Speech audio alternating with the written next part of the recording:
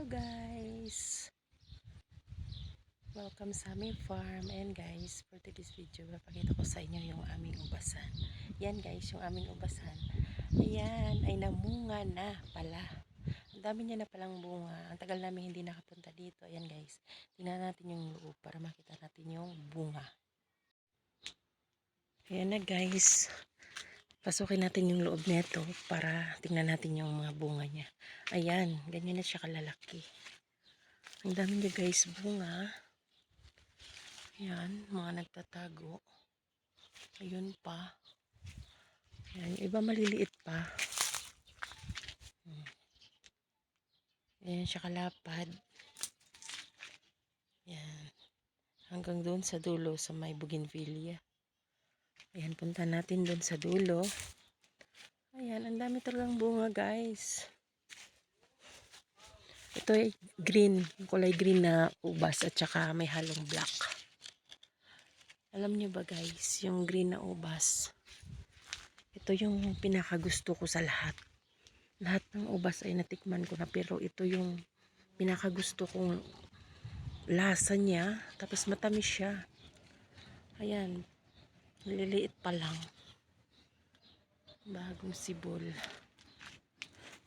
Ayan, minsan mayroon sa puno, hanggang puno yung bunga niya. Yan yung bunga guys. Ayan guys, pag hindi naman tong tingin hindi niya season ay wala to siyang dahon. Kalbo to. Kalbo to siya, akala mo patay.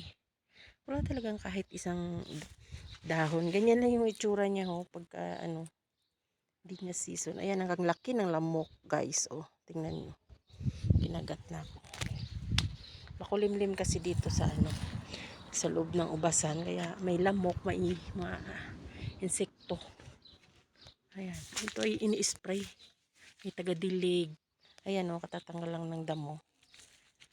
Meron ditong taga-linis, taga-damo, taga-dilig.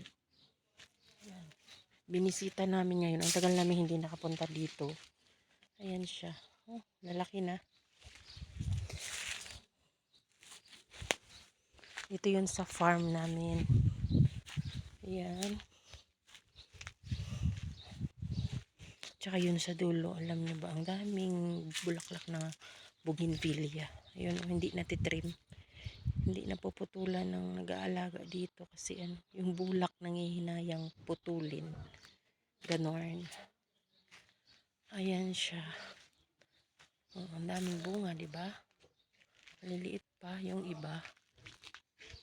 Ito naman, malalaki na.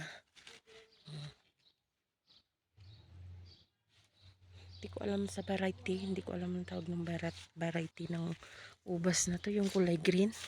Basta ito yung pinakagusto ko sa lahat. Lasa, yung tamis niya. Yan. Yan yung bulaklak naman naming bougainvillea. Yan. Matangkad na. Hindi na puputulan. Yan siya guys. Minsan hanggang puno mayroong bunga. Yan, mga 2 months lang siguro, mga first week ng July, hinog na to. Pwede na siyang i-harvest. Ayan. Siyempre, kaming taga-harvest. Pinamimigay lang din. Pinamimigay dun sa Jeddah, sa mga kaibigan, sa kapitbahay, sa mga kapatid. Hindi siya binibenta. Ayan, diba? Guwapa kaayo. Guwapa. Yan na guys. Diba? Ang daming bunga. Sarap pamitas.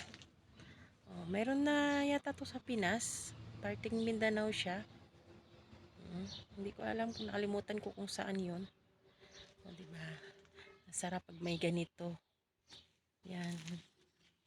Sarap pag harvest. Ayan Ayan siya guys. Ayan. Ayan na guys. Bye bye na.